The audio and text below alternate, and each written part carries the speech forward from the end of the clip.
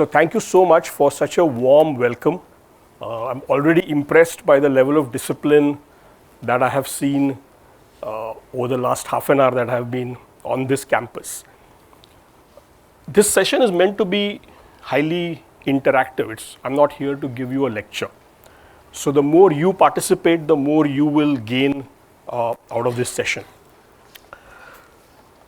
So my intention today is to help you understand what are some of the trends that are going on in the industry and how you can effectively use the next, how long are you going to spend on this campus? 2 years? Okay. So how you can use these 2 years most effectively to position yourself for success when you step into the corporate world. Sounds good? Yeah? So I think enough has been told to you about my background. So thank you for that lovely introduction. I actually remembered a few things I did in life through that introduction, because you tend to forget what you did many years ago. So what I'd like to share with you, like I said, is what are some of the key trends.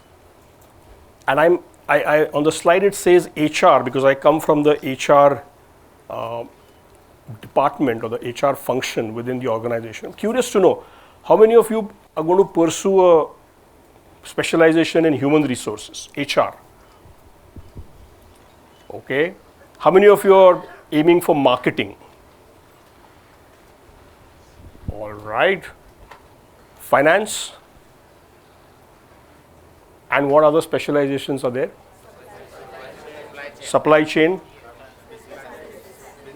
Business analytics. Okay, so how many for those two? Like the supply chain, few of you. Business analytics. Okay, I'm quite impressed that you have some vision and clarity that you know what you're going to do, because I never had that when I was in your position, because I'm a marketing, I'm actually a mechanical engineer, okay, by qualification. And then I did my master's in marketing.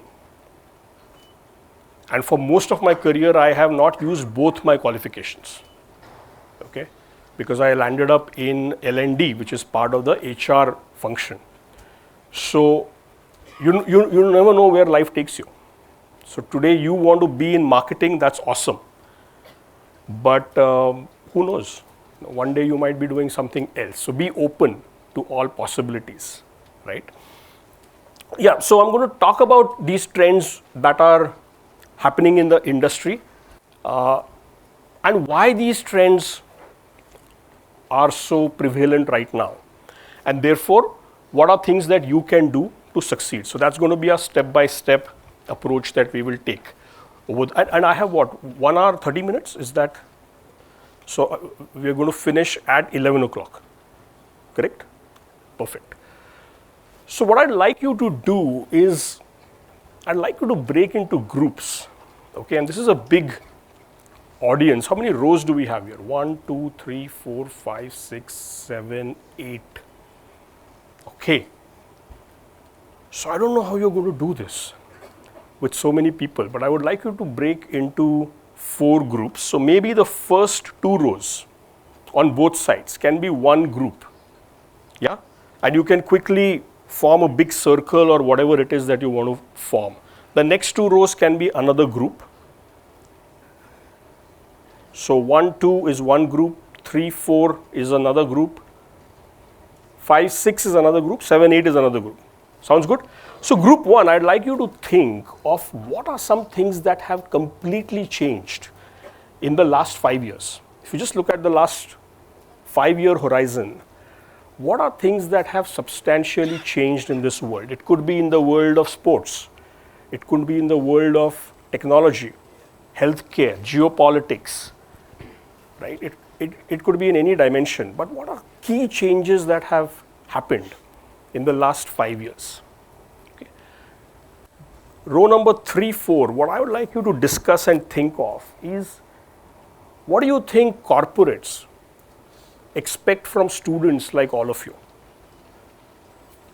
Yeah, what are some key things that corporates would be expecting from you?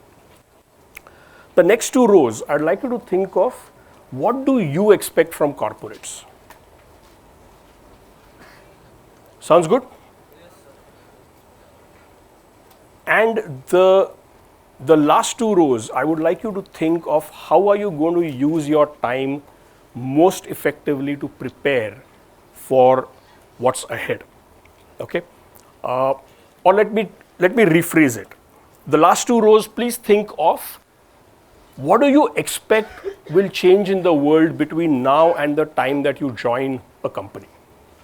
So while the first two rows are thinking of the last 5 years, I want the last two rows to think of the next 2 years. Is the task clear? And I can give you about 8 minutes to quickly discuss and come up with 4 points each. 4 to 5, not more than that. And one of you can quickly present those 5 points. Sounds good? And I'll leave it up to you to decide how to group together because it's going to be like 40 people in a group or something like that. Yeah? All right. Anybody from team 1 wants to stand up and share 5 things that have changed? Okay, let's tune into what team 1 has to say. Jai Hind sir, my name is Yash Mittal, and as per our knowledge and all, some basic 5 changes which we have witnessed or globally we have witnessed in last 5 years. First is sir, after COVID, work from home has been really very has been on a boom. More and more companies are adopting work from home system. And then second, sir, AI automation. 2 years ago only we have started using AI properly. We have started using AI in every sector.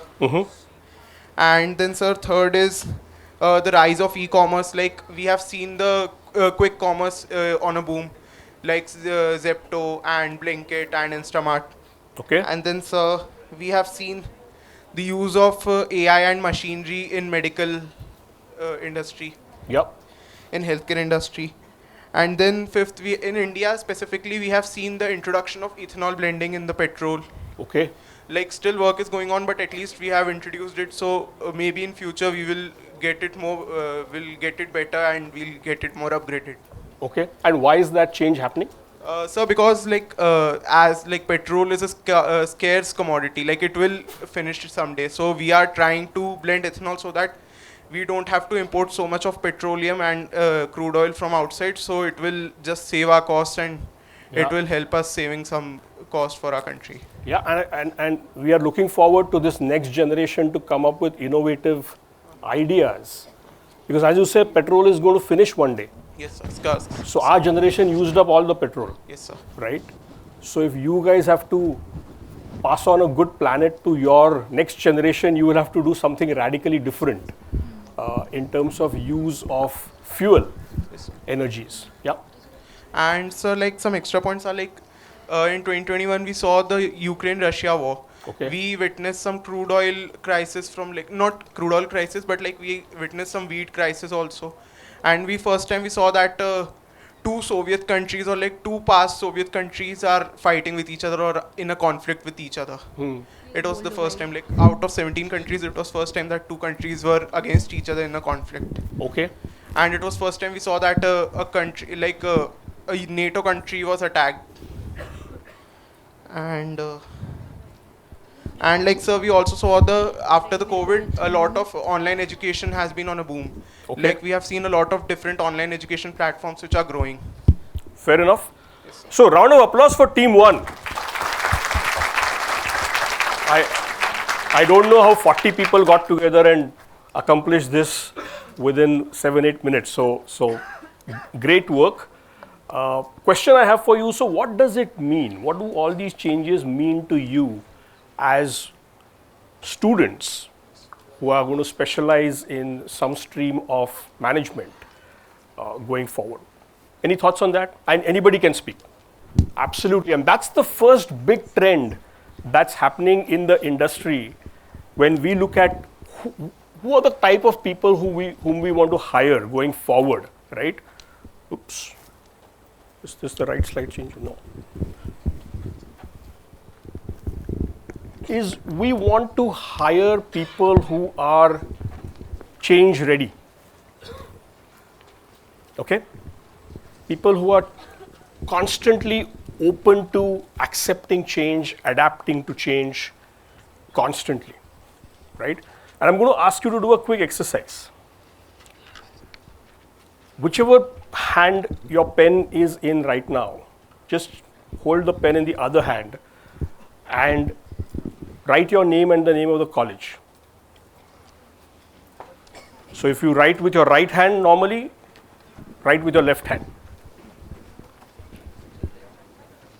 And if you write with your left hand, then write with your right hand. Okay?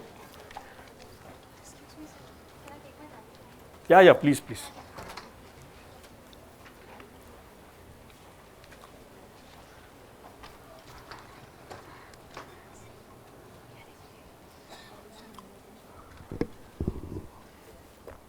Your names must be really long if you need so much time to write.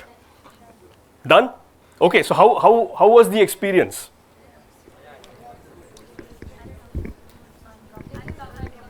Uncomfortable?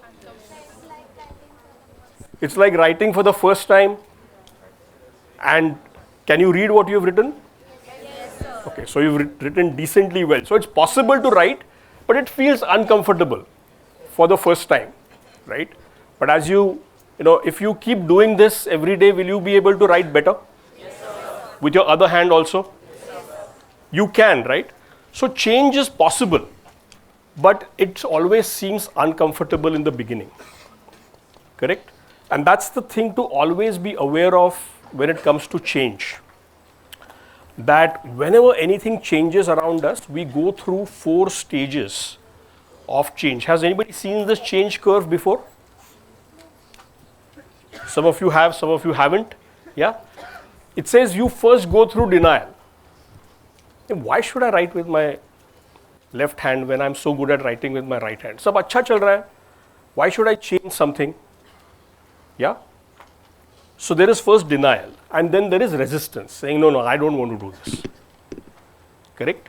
And what happens in organizations is change keeps happening very frequently. Why? Because as you said, the world is changing so rapidly. We didn't know what AI was going to do 2 years ago. And now it has got into every sphere of work. So the way we were doing things 2 years ago and now has completely changed. And some people are still sitting in denial and resistance, hoping that this will be a bubble that will just go away. And there are others who are quickly learning new skills, learning AI and using AI more effectively in their day-to-day work. So what has happened is they have moved past the initial discomfort or resistance and have moved into the next phase, which is called exploration. Saying, oh, okay, something has happened. Let me figure out, let me explore. Maybe there is something good about this, right? So, and then finally people get adjusted to the change and they feel committed that I want to do this in the long term. Yeah? What happens is by the time you reach this stage in the corporate world, guess what happens? Any guesses?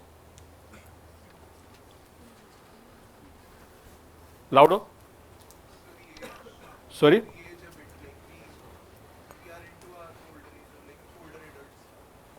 You are into your older? Like we are nearly at our 40s or 40s. No. I'm talking about months.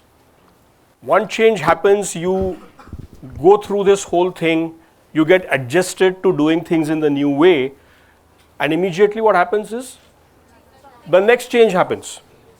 So again, your leaders come back to you and say, we need to change again. Why? Because something new has happened in the market and we can't continue to do things the way we have done for the last 6 months or 1 year or 2 years. So you can absolutely never get into a comfort zone and say, now I know exactly how to work. Because something will keep changing. And therefore you need to be ready for change. Being ready for change doesn't happen just by speaking. Okay, being ready for change doesn't happen overnight, because doing all of this effectively is also like you have to exercise. In our body there are various muscles, right? Why couldn't you write with your left hand? Because we have never trained the muscles of our left hand to write. We always train the right hand to write. Correct? That's why you are feeling uncomfortable. The same happens with change. If you haven't practiced participating in change, then when it happens, you will struggle. And your 2 years on college are brilliant times to practice change or practice adapting to change. So what are some things you can do to practice adapting to change while on campus? Any thoughts? What can you do? Because I'm saying practice adapting change. How many of you watch football? Only so many people watch football. Oh, I'm disappointed. There's a big World Cup going on, right? And who's scoring goals in this World Cup? No, Messi is kind of standing out, shining, and all of that. Did you see the last match? And that amazing assist, or that what do you call that? The pass that he gave, the cross that he gave, right? Which leg did he give it with? He gave it with his right leg, but what's his dominant leg? The left leg, right? Just like the exercise we did. So he actually hit the ball with his wrong leg with such precision. Where did it come from? Not overnight. He's been practicing it he's 39 years old now, so maybe 35 years he's been just practicing these things. That's why he can do it so effortlessly. So what will you do? What will you practice at college is my question. Someone had an answer here. What are some things you can do? Practicing with participating in which we are uncomfortable or have never practiced before, like participate in any committee which I have never explored before. Absolutely. Big round of applause for her, guys. Thank you so much. Do things that you're not comfortable with. And keep challenging yourself, saying, what I'm good at, I'll continue to do it. Keep building on that strength. But, what am I not good at? And can I try that out? Is the mindset, the attitude that you should have. And this is a low-risk environment. When you're on campus, you can take some risks. You can experiment. What's the worst thing that will happen? Nothing. You will learn something. You will fall. You will, get up and go again. In the real world, when you join a company, it's hard to do because, every failure has a cost and an implication attached to it. So get into that habit while you're on college. If you're not good at presenting, for example, take the opportunity. In the next 2 years, if you deliver 50 presentations, you're going to be ready to take on any audience in the future, right? If you're not good at participating in team meetings because you're an introvert, because you're shy, you don't speak very fluently, or you have to think a lot before you speak. Get into a lot of team activities where you can practice this skill, correct? So those are things that you should do so that you build that change muscle constantly. And that leads to the core topic that I wanted to talk about today, which is called a growth mindset. Yeah, have you heard this term before, growth mindset? It's a very popular term. Yeah, what does a growth mindset mean? Anybody?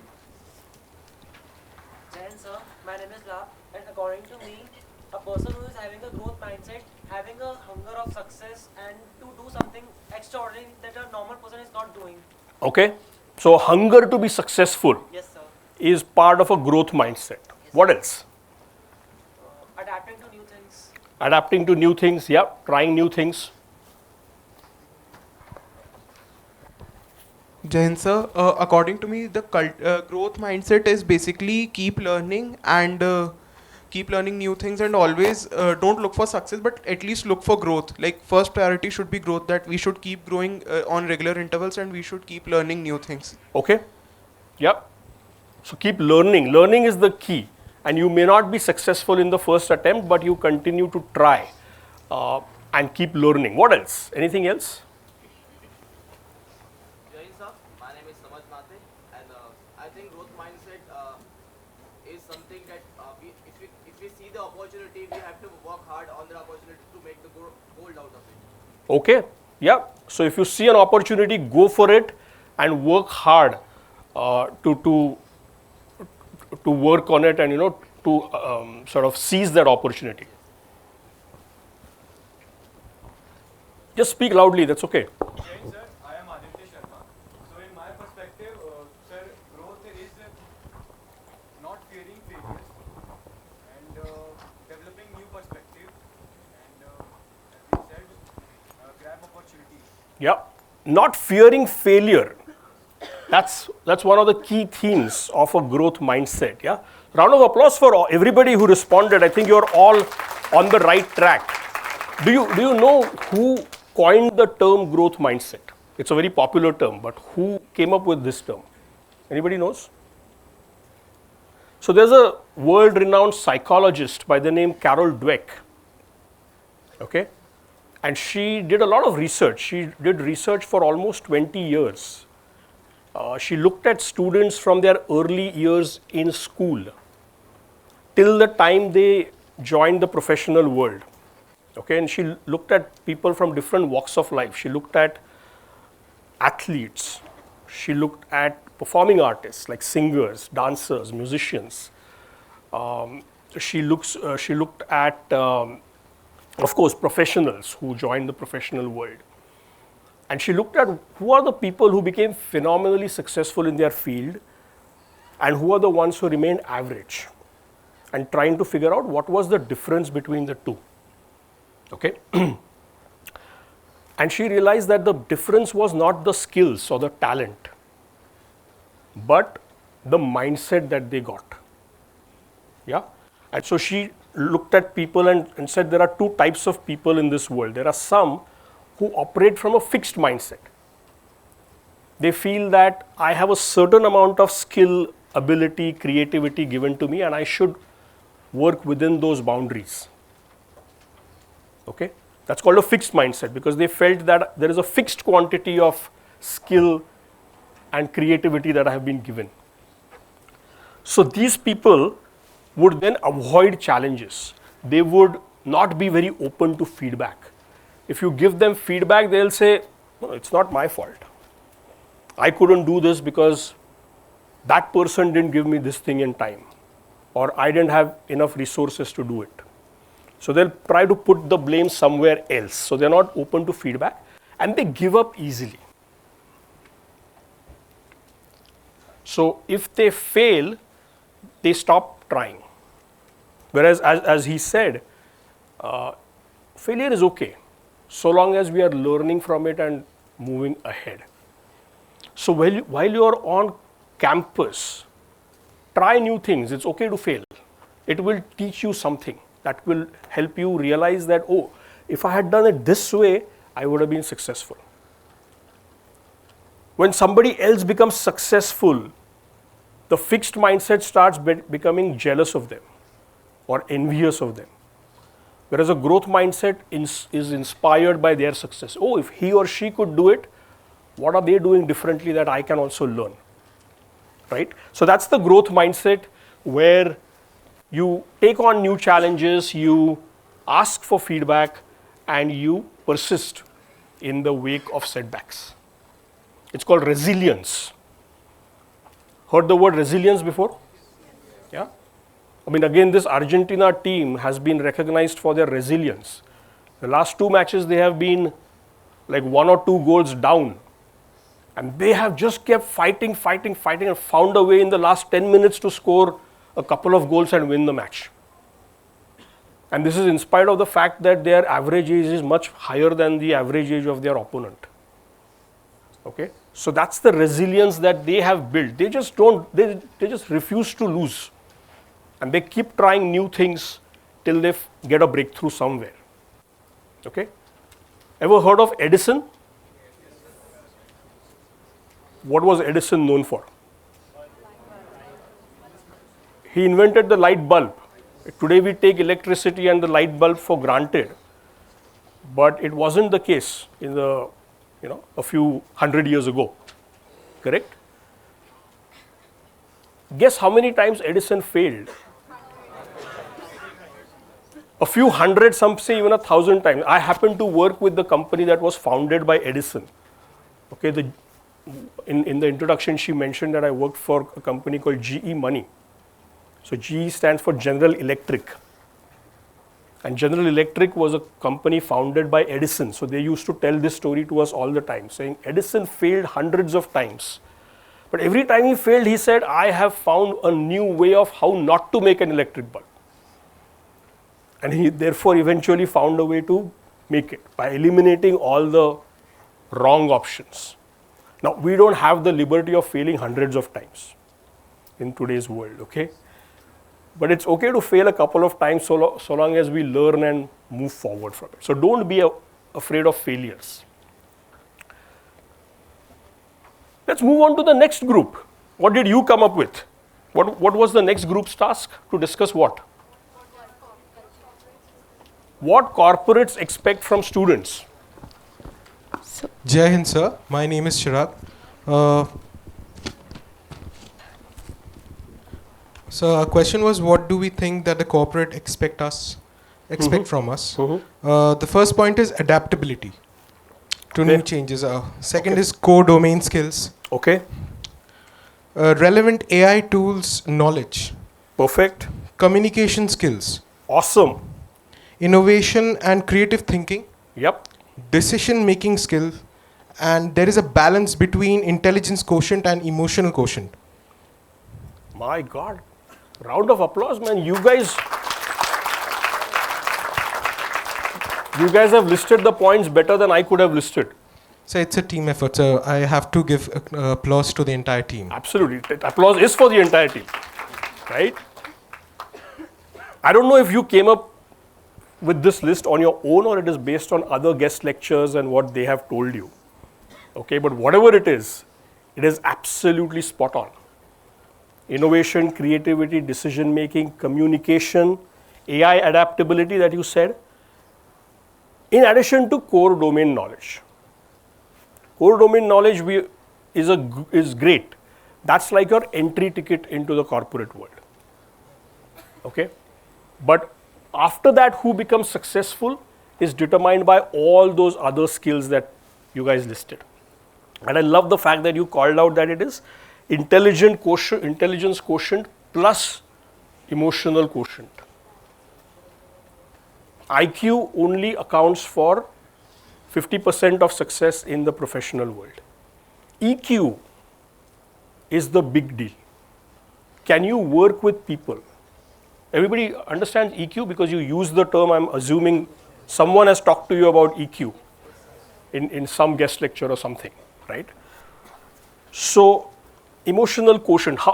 What are parts of emotional quotient? Can anybody share with me? Sympathy, feelings, empathy, okay? Thoughts, understanding each other, humanity, yeah, so just being a good human being and treating everybody with respect. Problem solving skills, I would still say is a little bit of IQ. Respect. Cooperation, yeah, just the ability to understand our own feelings, emotions, and the feelings and emotions of other people. How do you build that is my question now. How do you build emotional quotient? Through communication. Yeah, you can't sit in your own corner or on your phone and your laptop and talk to some AI tool and develop EQ. Networking, working with people, working in teams. You get into a team project. And I'm sure the institute offers lots of opportunities to work in teams. And I would encourage you to just give them lots of teamwork, team assignments. Because that's where your interpersonal dynamics start coming into the picture. Typically, 80% of the work in a team is done by whom? By only 20% of the people. I saw that in the group activity also. If there were 40 people, there were 8 people who were actively discussing, the others were. That's because it was a large group, I don't blame you. But if it's a small group of 8 people also, 2 people will be actively doing something, and the rest will be saying, हाँ, आप आगे बढ़ो, हम कपड़े संभालते हैं, whatever.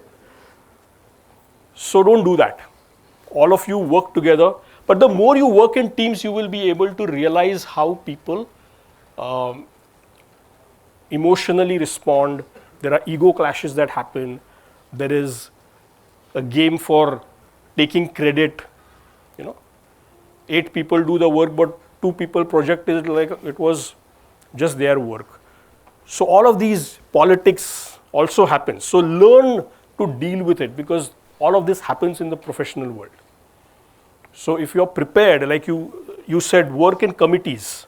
There will be a sports committee, there will be a placement committee, there will be a culture committee. Get into that. That will give you the ability to build your EQ. Sounds good?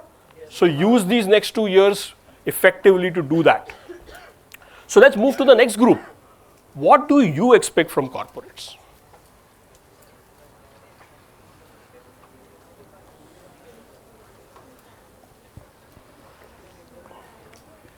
Sir, my name is Himanshu Shiprasani, and our expectations from corporate is work-life balance, respect their employees, Okay. competitive salary as per the market, Okay. no office politics, and growth-oriented culture. Okay. I can't promise about no office politics. Because the fact is, you put 5 humans together, there will be politics.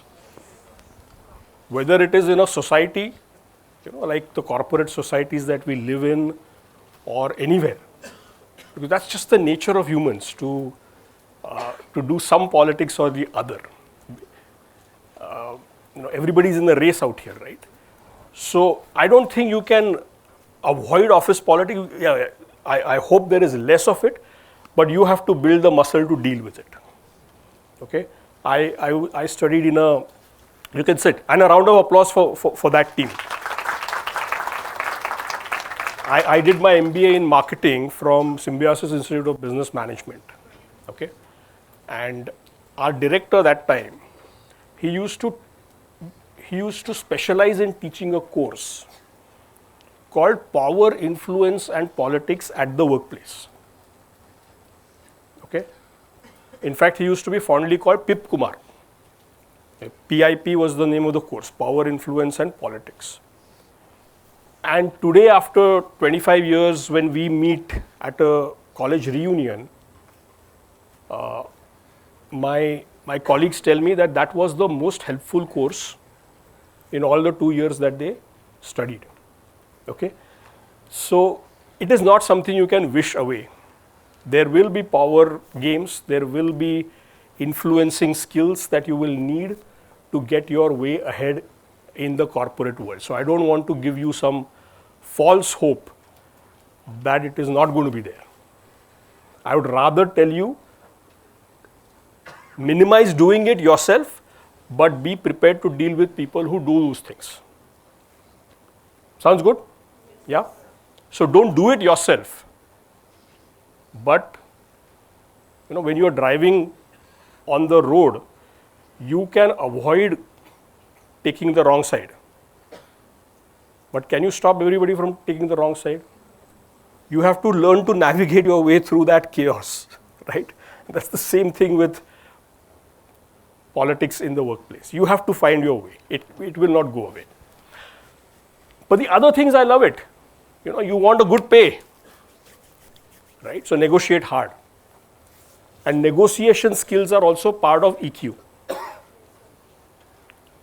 So learn to negotiate, know what your worth is. And maybe not in your first job. The first job, it's pretty much set. But after that, you'll have to keep negotiating for your promotion, for higher salary, all of that. What else did you say? Work-life balance. Work-life balance.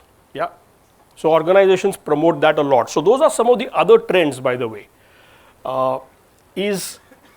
For a good work-life balance, most companies today offer a hybrid work environment, which means that you can work from home a few days of the week. That's called hybrid, right? Sometimes you come to office, sometimes you work from home. Yeah.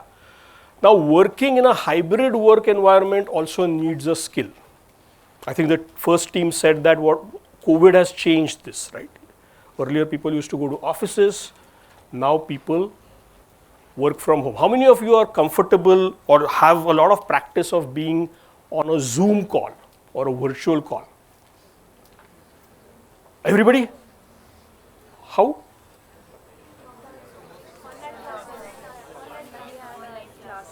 Online classes. Okay, all of you did online classes.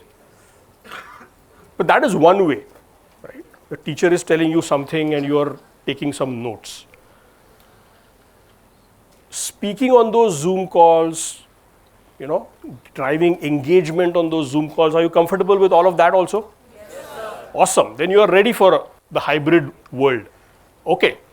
So, again, managing interpersonal relationships when you are not meeting people enough is another skill. Correct? So, how to stay connected even when you are remote and you are not seeing the person. Like, for the last 6-7 years, there are lots of team members whom I have never met in person because they are based in Costa Rica, in US, all over the world. We've been talking over phone for 6 years over Zoom calls, but I have never met them in person. But still, I feel like I have a personal rapport with them because I know their family background, how many pets they have, what health issues have they gone through, all of that. So, how to make that connect happen even if you have not met the person face to face. That's a big skill, and that needs a lot of empathy, that needs a lot of curiosity and an interest in the other person. So, just develop this habit of building a strong interpersonal relationship with people, whether they are in person or Zoom, or remote. So, develop that skill, I would say. What else have we got here? Effective performance management. I think you mentioned that we want growth and we want to get paid effectively. So, a lot of companies have invested a lot of effort in building performance management processes that are really fair.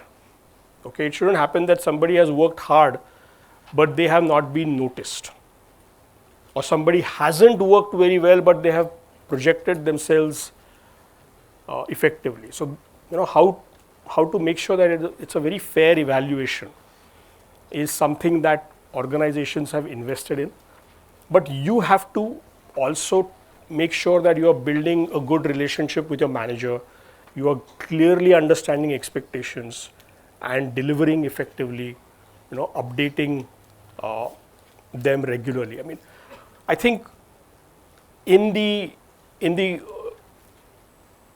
college world, who's your boss? Do you have a boss or you're your own boss? Who's your boss? The dean. Okay, the dean is your boss, and even I think everybody who teaches you, you can look up to them as somebody with whom I can practice understanding what are their expectations. How should I be successful in an exam? So keep that conversation going and build a connect with your teachers, because that will help you then build a connect with your managers, because there is a little bit of a similarity between the role of the teacher and the role of the manager. It's not identical, but it's a good practice ground to say, can I build an effective working relationship with my teacher?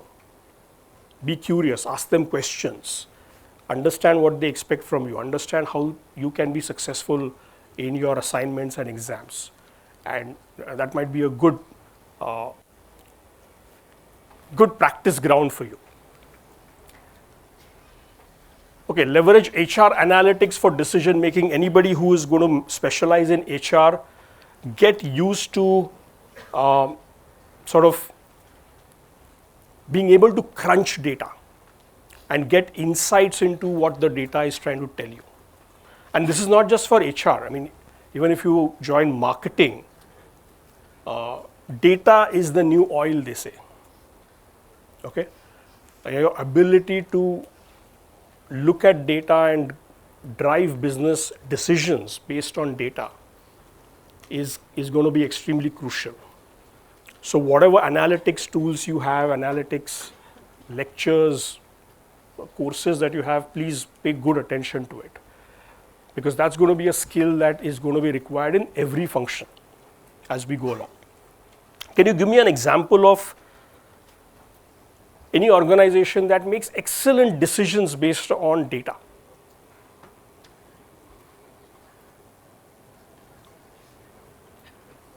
What does data analytics even mean? Anybody? Give me an example of any organization that you feel makes wonderful decisions, business decisions based on the data that they have got.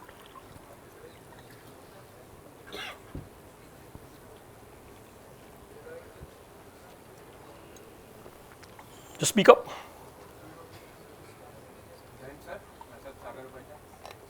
would say Netflix, Spotify. Okay, how? According to what I've learned, Netflix once released a campaign. We will provide enough data if you improve our algorithm. Okay. So once few of the ethical hackers, they got the data and improved their algorithm. So and recently Spotify, if we play one song like our liking, then according to data, fast data, the next song will be of our taste. Absolutely. That's data analytics. All these companies are looking at everything that you do, gathering every piece of data and customizing their offer based on what you like and what you are most likely to respond to. Correct? Absolutely every company. If you look at a credit card company, they are looking at every transaction on the credit card.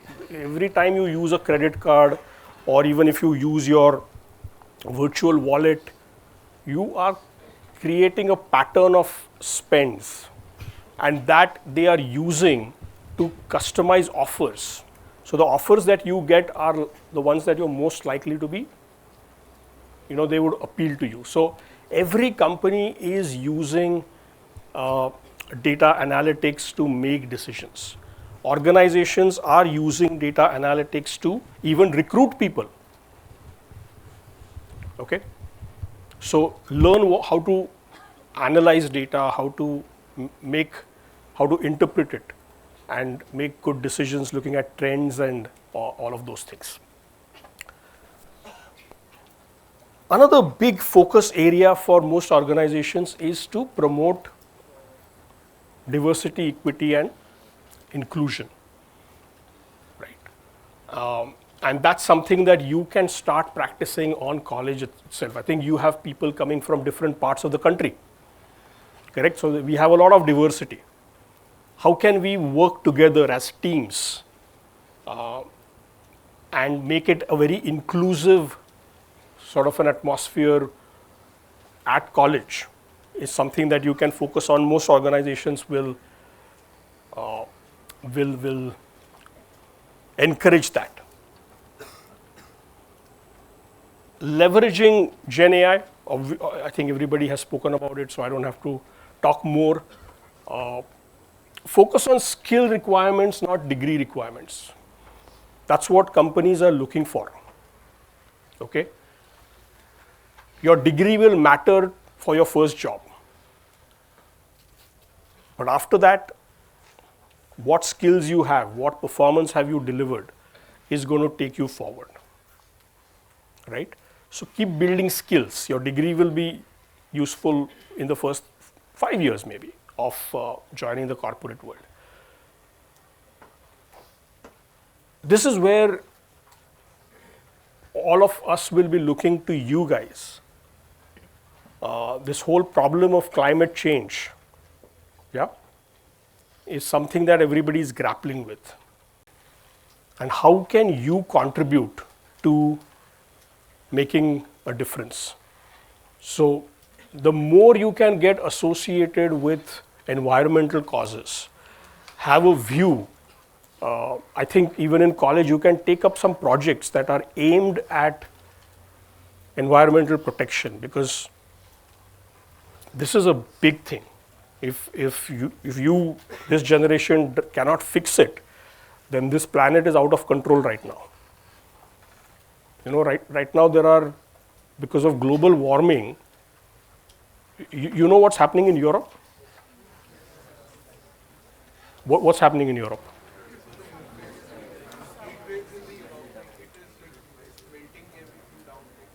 There's a heat wave in Europe, right? And heat wave means what? Temperatures are 30 degrees, which India is completely comfortable with. But in Europe, they don't have, even a ceiling fan, because they never needed it. Forget ACs, they don't even have a ceiling fan. And my colleagues in UK, when I get on a Zoom call with them, they see the ceiling fan in my house in the background, right? And my colleague was asking, what is that and does it help to cool things down?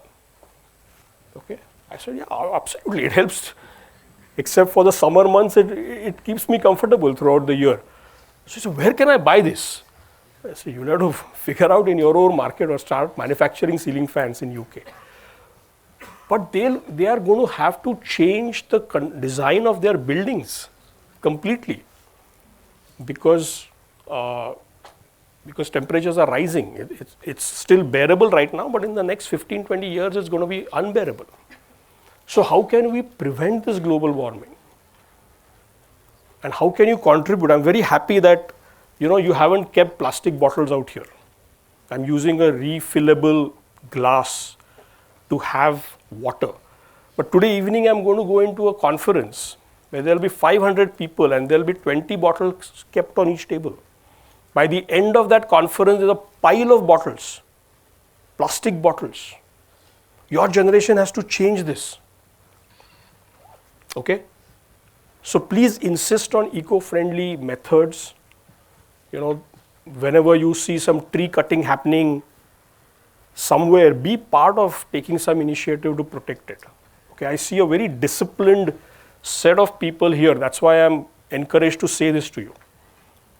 You seem people who are interested in the future of this country and the future of the planet. So I have hopes from you. That's why I'm, straining my vocal cords to tell you all these things. I wouldn't say this in any other college with so much passion. Okay?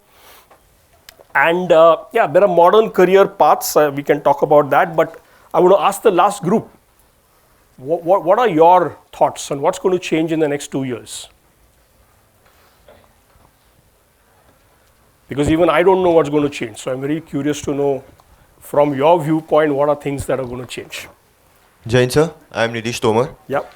Sir, I think the first point will be, we think that the first point will be the AI models will be used more and take over, and the LLMs will be used till the good extent.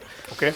And secondly, the junior level jobs will be less in used, and the brainstorming jobs will be more required in the market. Okay. Then in operations, labor work will be less, and machineries and robots will be more in use. Okay. There will be more uses of IoT devices, and skills will be more important than just the technical knowledge. Right. That one is already happening. You saw that on my slide. But round of applause for you guys to look into that crystal ball and predict what might happen. And you should keep doing this every 6 months, because the world is changing so fast that after 6 months you'll say, oh, this has already happened. So what's the next thing that's going to change? Okay. So I think you said something very interesting, which you started by saying we. Okay, we came up with this. So that's good teamwork. Keep, in corporates, it's always I doesn't help. So move from I to we. Work as teams. So that's extremely important. But keep an eye on what's going to be changing in the world. Right? It's not a one-time exercise. And as things change, keep sort of adapting to it, learning from it. And the last point I want to share with you is these modern career paths that we are talking about. In the past,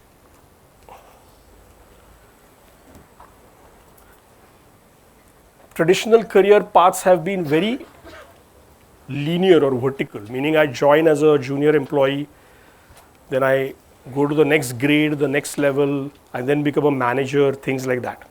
This has been the traditional, conventional way of growing in your careers.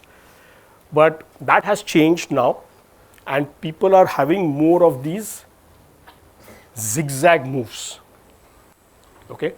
And that's why I began by saying that you might be majoring in marketing or HR or whatever, but in your career you can make transitions. I started in sales. When I worked at GE Money, if you looked at my LinkedIn profile, I started in sales in a small town in Kanpur. So I grew up in Pune. I had never lived in North India. And they put me in Kanpur to start the sales operations for the company. From there, I moved into operations. I moved into risk management. Very different functions. Risk management needs a lot of data analytics. And then I found my calling in L&D. So I have sort of moved zigzag through my career. It's not always going to be straight line upwards. So keep your eyes and ears open to all possibilities. When you are even in college, keep connecting with people from different functions.